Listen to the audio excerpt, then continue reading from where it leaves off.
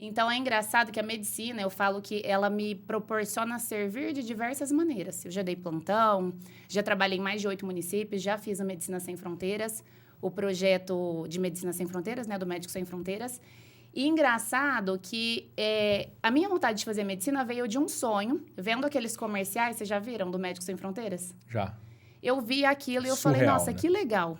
Né? Não que você não possa cocriar aqui, mas é uma maneira de cocriar muito interessante. E eu falei, bom, vou fazer medicina para realizar esse sonho. E aí, posteriormente, eu realizei.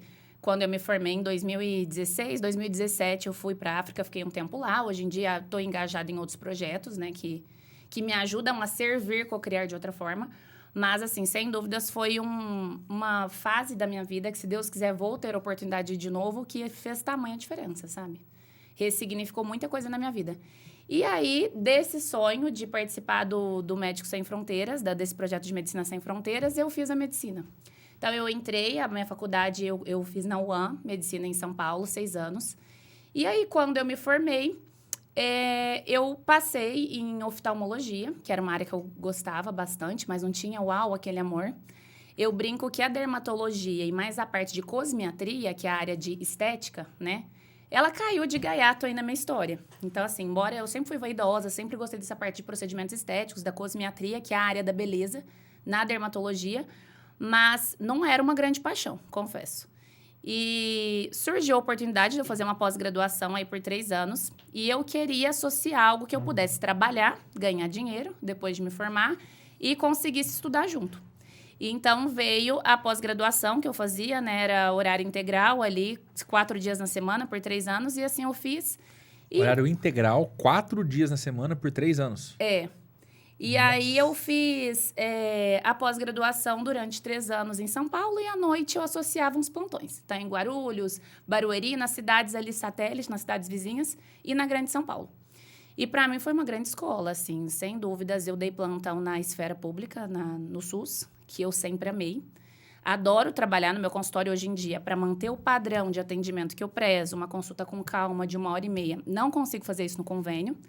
Eu brinco que eu optei pela via mais difícil, que foi começar assunto para outra hora, mas eu comecei com 7 pacientes, alugando uma sala e acreditando que ia dar certo, ali um trabalho honesto. Então, de 7 fui para 14, 21 e foi crescendo de maneira exponencial, mas acreditando mesmo no meu trabalho, né?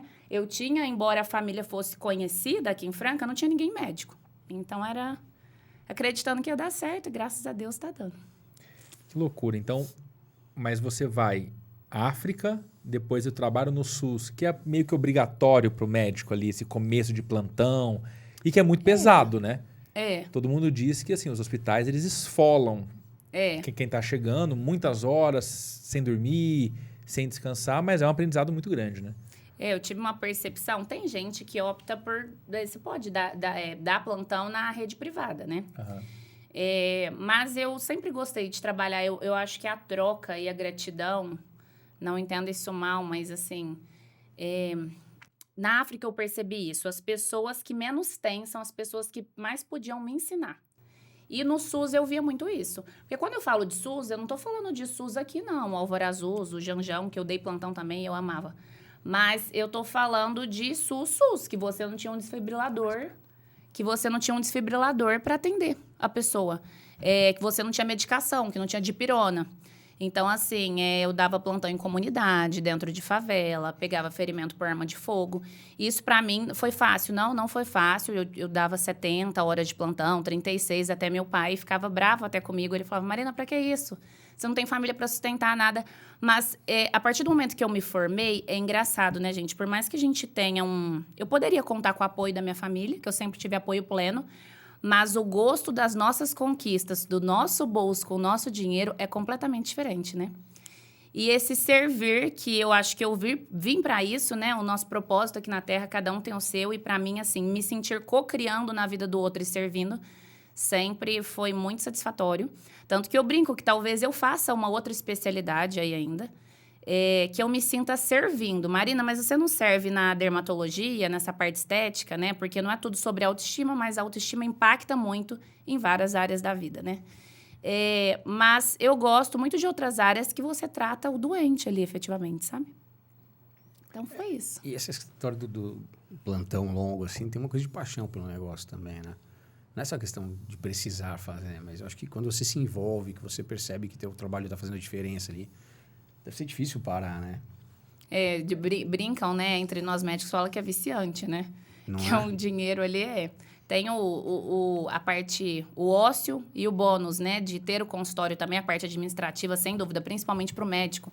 A gente não é formado para fazer gestão, finanças, marketing. Então, isso é um grande desafio quando você tem seu próprio negócio.